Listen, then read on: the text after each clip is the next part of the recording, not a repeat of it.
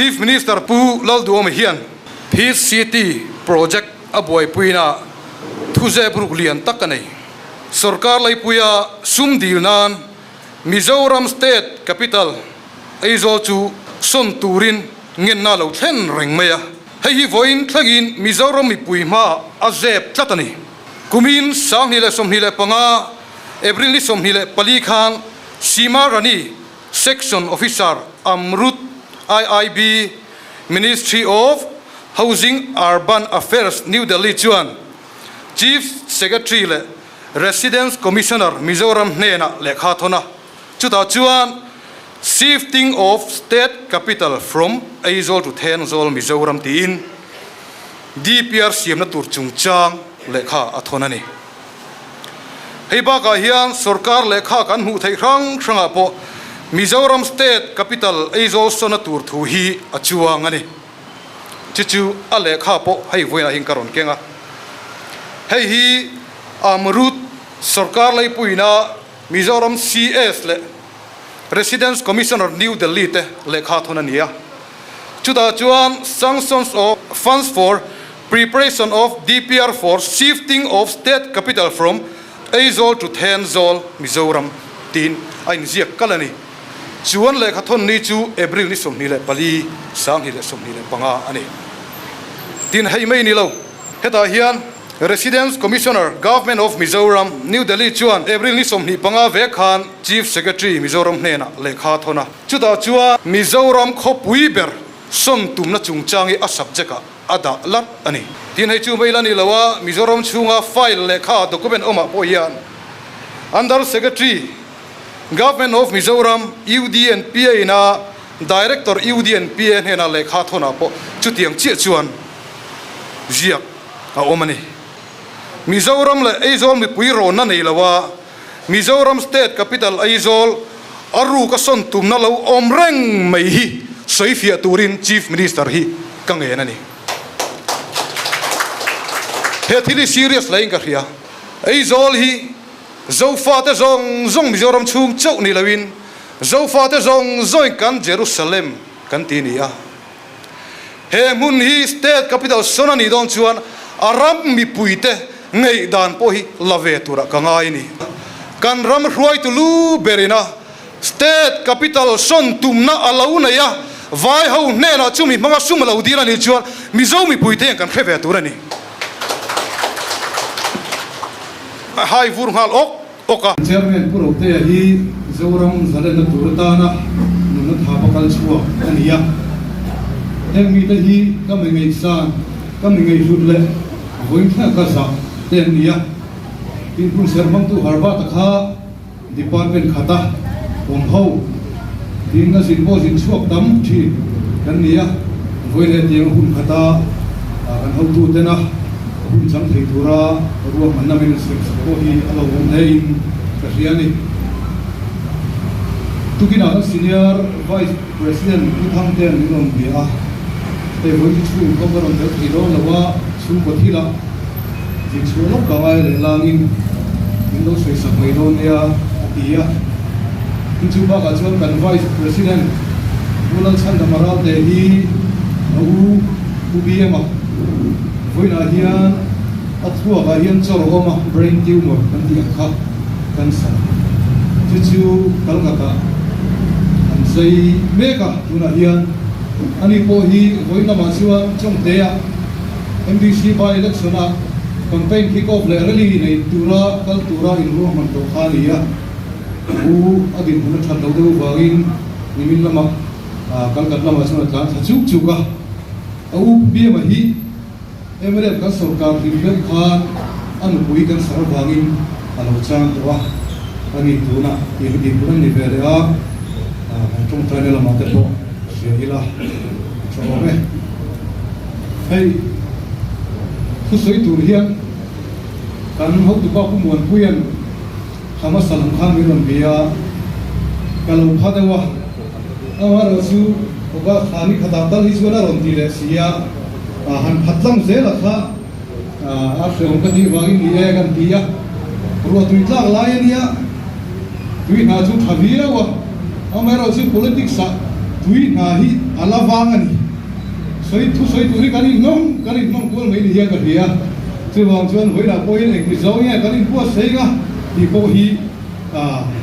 kan han ngai tu ve view point hi thiam har ka tia kanin pu sei chun te mun ta ga mi lo ngai sak turin kan ngen chewani ama sa chuan hei kum khat le chan ve ek tulama opposition party lama kan ta amaro chu MLF kan ma em chu Mizoram kun from athing tlam kil khor ber thai nan thiri la ruling lama MLF English white ku da chu tiang chu an chuak han ti hi thom om lo em mai ni sarkar chak wang la per point cái tiền đi cần đi của này ya em đây lý chú vẫn huống em har sa da le thei la kara orin nam na huan thak tu kan ni hi mungkin mai hian alam ni ko dia chu dang chuan zora mun tina kan party hoi tu da zong ko net ta ka lo ding zel turin voi na hiam ka nge nom le du chewani hey sarkar kan sia an kal sewa kun khat le chan ve kun an bang chho ve ka ni ya chu ti lai kan ram din hun kan sia mi puite NGO tele social activities strong guna chuan sarkar dei seina nei lai ni thina wangi sarkar point thai to ke pen chho hun lai ni thina wangi sarkar ka to te zong tunang kun khat le chan ve chu na dai chun an ka chi amar se tun chu ma kan sarkar chu ma khop mai he di chen lek ro re no phong an von chu hia ni puya de na an sa to em mai an sarkar thine turata na thei to palo au to thi tan tuna chuan an soi sel le kha pe to mai mani phei chu solaya simen zuar du pakhat ne kanin koma ZBM sarkar thina por eng hai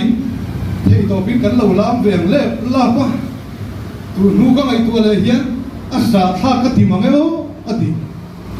chu ti chu tam tak tu na hian an om me ka ni he ram kai koi na tu ra ti tak tak na thin lum an nei lo wangin voi na hian Mizoram chu mang angin mi puite kan om me ka ni ei kan sia kan sarkar lai chu ki pui leng kum pi chu min nuaya nafsa takin kan ram chunga jin vei wak te karin kal po thei lawa biakin kan khara jin na in kan khara chu tiang chuan sum do na in zong a chola chu tiang chuan kum ni kan kalani chu ti chung chuan pathiani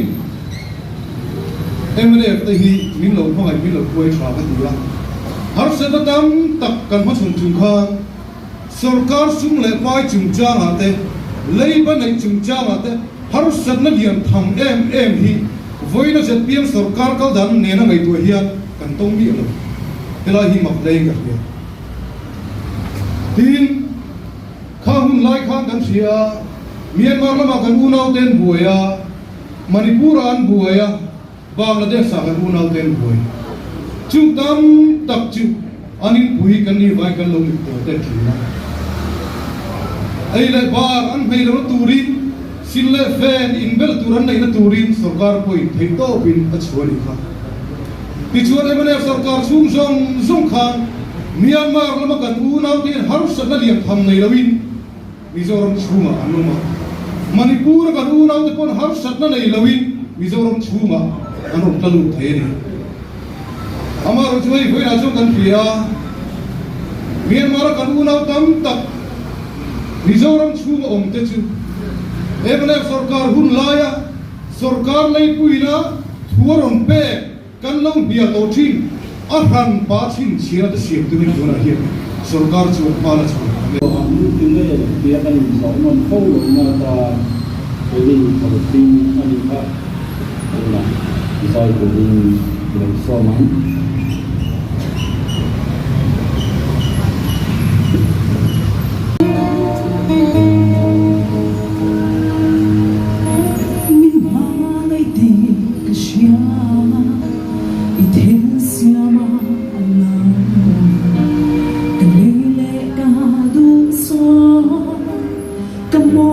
so belle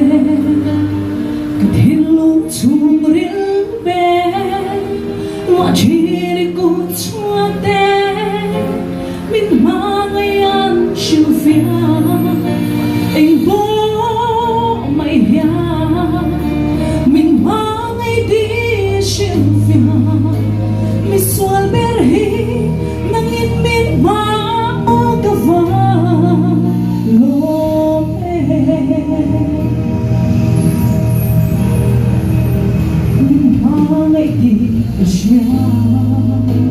Min engkuldam